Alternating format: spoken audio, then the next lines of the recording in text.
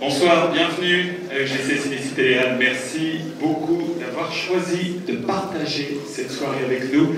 Ceci n'est pas une palme, et pourtant le film que vous allez découvrir ce soir, c'est le film qui bien sûr a décroché la récompense suprême au 70e Festival de Cannes en mai dernier. C'est un film qui exacerbe nos pires tendances et qui, vous allez le voir ce soir, ne vous laissera pas indifférent.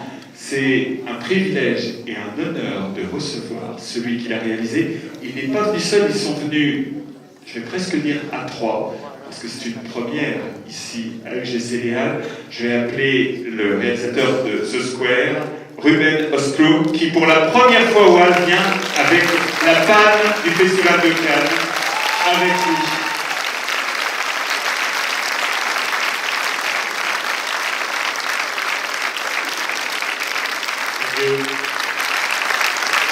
Et Ruben n'est pas venu seul, puisqu'il est venu avec son acteur que vous avez retrouvé dans The Square. Donc merci d'accueillir Claes Bang.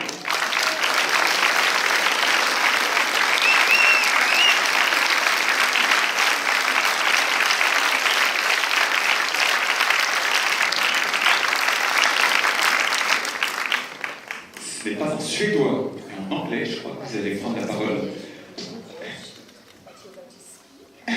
Ruben. Wow, fantastic to be here. I'm very nervous because we're going to try out a social experiment here tonight.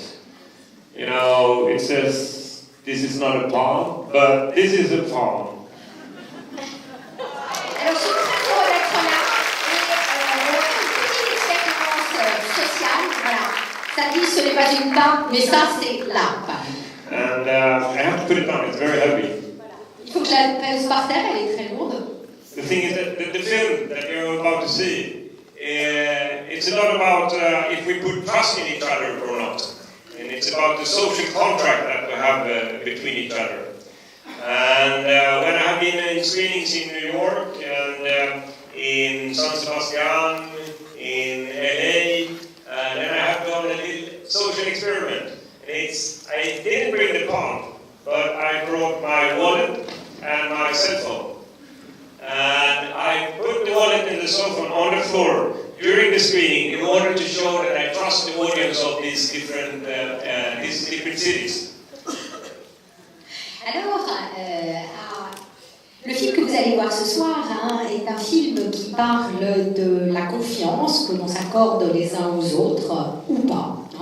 Et ça parle aussi donc d'une espèce de contrat social d'une certaine manière. Donc quand j'ai projeté le film à New York, à San Sébastien, à Los Angeles, je n'avais pas la palme avec moi lors de ces projections, mais je me suis livrée à une petite expérience et pendant la projection du film, j'ai déposé mon portefeuille et mon appareil téléphone portable. So what I will Montrer do. la confiance que j'accordais aux gens qui étaient dans la salle. So in the end of this little introduction, then I will do this social experiment. But first, I want to maybe Klaus, you want to say something to the audience. Yes, oh sure. You look great. Really, you do. What I would like to say is I really hope you're going to enjoy this because we worked our asses off to do this. So if you don't like it, we don't want to know. That's basically it. Love it, please, love it. Alors, donc, j'ai encore quelques mots, c'est cette petite introduction, mais en tout cas, peut-être que Klaus, tu as envie de dire quelque chose, donc oui. Vous avez l'air absolument fantastique. Ce que je veux vous dire, c'est que j'espère vraiment que vous allez aimer le film, parce qu'on s'est vraiment, pardonnez le langage, mais cassé le cul pour le faire. Donc, si vous l'aimez pas, le film, soyez gentils, ne le dites pas. Voilà. Mais vraiment, on espère que vous allez aimer beaucoup. Okay, so now I will go back a little bit and I will talk about the starting point of this project. And this project actually started in around 2008 or something. I was doing a feature film that was called Play. The play was about a group of very young boys that were robbing other young boys in the center of the city I live in Gothenburg. And I read through the court files of this because the film was inspired of true events. And you can tell that it was very seldom that any adult interacted with these robberies, even though they took place in a mall, exactly like this, a mall in the center of Gothenburg. There were adults passing by 2 meters away or something. But it was very seldom that any adult interacted and stopped the robberies. And these kids, they were around 12 years old, so they were small, really small. And it was also never happened that the kids were asking an adult for help. So it was almost like the adults' world and the kids' world were taking place on 2 parallel levels. And I talked to my father about this. And he told me when he was brought up in the 50s, in Stockholm, his parents put an address tag around his neck, wrote the address to the apartment where he lived, and sent him out on the streets to play all alone in the center of Stockholm, even if he only was 6 years old. And what you could tell was like there had been an attitude change in society. So in the 50s, you looked at other adults as someone that would help the children if they ended up in trouble. You looked at other adults that they had a responsibility for all children, bringing up all children in the society. And if I look at this attitude today, I would say that we almost raise our kids that other adult is a possible threat. So in order to try to create a new social contract, me and a friend of mine, we wanted to make a symbolic space, a white marked square, that should be put in the center of the city. For example, in the mall where the robberies took place. And around this symbolic place, we should create a new agreement that if someone is standing in it, it's my obligation to address this person and say, I can see that you're standing in the square. How can I help you? And for example, if we were tired and we didn't want to carry our luggage, we can put the luggage in the square, because in the square we don't steal. And I was looking at this symbolic place and comparing it with a pedestrian crossing, you know, where we're walking over the street, where we have a couple of lights in the street. I'm soon finished now. You know, the beautiful thing with a pedestrian crossing is that we have made an agreement with a couple of lights in the street that the cars should be careful with the pedestrians. And of course we can create a new social contract also. We can create new agreements. And this was the idea of the square. Alors, on va voir si effectivement... Alors, ce projet, en fait, il va démarrer en 2008. En 2008, je fais un long métrage qui s'appelle Play, qui n'est jamais sorti en France, et qui parle en fait de vol entre enfants dans la ville d'où je suis originaire, qui s'appelle Göteborg, en Suède. Et ce sont des enfants qui ont environ une douzaine d'années qui volent d'autres enfants. Je me documente bien sûr très largement pour travailler sur ce projet, notamment par rapport à différentes actions judiciaires. Il s'avère que bon nombre de ces vols se produisent le matin, se produisent à des moments donc où les enfants ne sont absolument pas isolés, puisque ces vols se produisent dans le centre-ville, et il y a là de nombreux adultes qui passent. Et j'étais évidemment extrêmement étonnée de réaliser que d'abord, jamais ou quasiment jamais les adultes n'intervenaient pour empêcher un enfant de se faire dépouiller par un autre enfant. J'étais également frappée par le fait que jamais, quasiment jamais, des enfants qui étaient attaqués ne faisaient appel à des adultes pour les défendre. Donc, ça m'a beaucoup troublée de voir quel type de relation il pouvait y avoir entre les enfants et les adultes. J'ai raconté ça à mon père, et mon père, lui, m'a raconté que lorsqu'il était enfant à Stockholm dans les années 50, ses parents le laissaient aller jouer tout seul dans la rue en lui mettant juste une petite étiquette avec son adresse autour du cou, de manière à ce que, s'il se perd, un adulte bienveillant puisse le ramener à la maison. Parce qu'à cette époque-là, on n'avait pas les téléphones portables. Et je trouve que des choses comme ça en dit beaucoup sur le type de société dans lequel on vit. Je pense qu'à l'époque où mon père était enfant, les adultes étaient ressentis comme des gens qui pouvaient aider n'importe quel enfant qui était en difficulté à n'importe quel moment et n'importe où.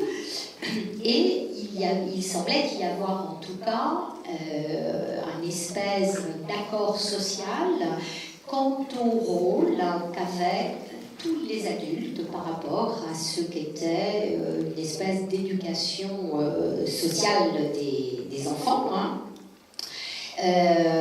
Et je me suis rendu compte évidemment que des années plus tard, en 2008, lorsque je travaillais sur ce film, la manière dont l'adulte était envisagé aujourd'hui dans les sociétés n'était plus une figure bienveillante, une figure qui pouvait avoir à la fois la capacité d'aider ou la capacité de recadrer, mais que l'adulte était tout simplement vu comme une espèce de menace potentielle. Et je me suis dit donc qu'il était important d'essayer de matérialiser quelque part ce que pourrait être un nouveau type de contrat social entre nous, membres des sociétés. Et donc on a fait sur le sol, dans une ville de Suède, un carré. Et à partir du moment où quelqu'un venait dans ce carré, toute personne qui passait à côté avait le devoir de s'adresser à cette personne et de lui parler. Le carré était aussi un endroit qui était sacralisé, puisque si par exemple on était fatigué de porter des paquets, des bagages et qu'on avait un truc à faire dans le coin, on pouvait déposer ceci dans le carré, mais que c'était un endroit où on ne pouvait pas prendre des choses qui se trouvaient. Voilà, on était sur un lieu sacralisé et les choses qui étaient posées au milieu du carré étaient en parfaite sécurité. Donc, avec ce carré, on avait créé un espace symbolique. Un espace symbolique un petit peu à l'image de ce qu'est un passage piéton. Les passages piétons qu'on a dans nos villes sont des endroits qui visent à rappeler aux automobilistes qu'ils doivent faire attention à des gens qui pourraient possiblement traverser la rue. Et c'est aussi pour les gens qui se mettent à traverser la chaussée à cet endroit-là spécifiquement, quelque part, un certain gage de sécurité. Et par rapport à ce passage piéton, bien évidemment, il représente ce qu'on appelle une espèce d'accord social sur quelque chose de précis. Et donc, ce que j'ai envie de faire avec mon carré, voilà. Ce que j'ai eu envie de faire avec mon carré. Are you adding something? No, nothing. French is really long. French is really long.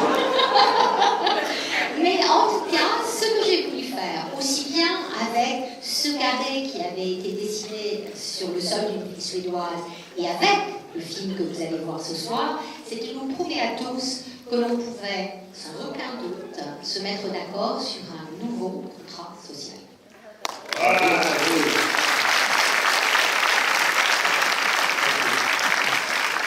What she was saying, and now I'm going to go in English, okay,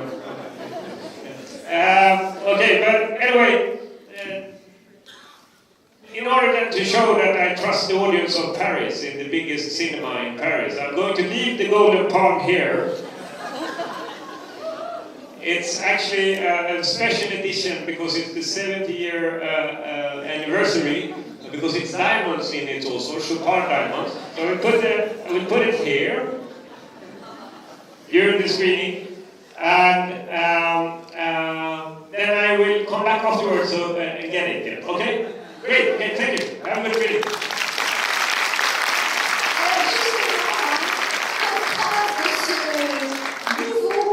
De ce contrat que nous passons ce soir, je vais laisser ici la Palme d'Or. Ce n'est pas n'importe quelle Palme d'Or, puisque c'est la Palme d'Or du 70e Festival de Cannes, et que donc, en plus, elle a été incrustée de 70 diamants. Voilà. Je vous souhaite une bonne projection, puis je passe récupérer la palme après. Alors, c'est effectivement ce qui a dû se passer, sauf que the press agent says she doesn't trust the audience. No, it's sauf not. que ce n'est pas n'importe quelle palme. Et effectivement, On a lâché presque pas confiance au public de la salle. She says, I can stay. Elle dit I qu'elle peut can rester. leave me. Voilà. Leave, I can just, Not the pump. Donc, not the part of me. I can just stay here. you can stay. I can stay. I'm not that valuable. Klaus Brandt accepte de rester avec vous pour prendre soin de la palme. I'm sorry, we have to bring the pump. But if you're in the front row here, you can touch it if you want. Vraiment, voilà, il faut qu'on l'emmène avec nous, mais les gens du premier rang ont la chance de pouvoir la toucher. allez, vous pouvez les applaudir très fort pour cette très belle présentation. Merci beaucoup, Lionel. Merci, Tess. Et bonne projection à tous. Merci.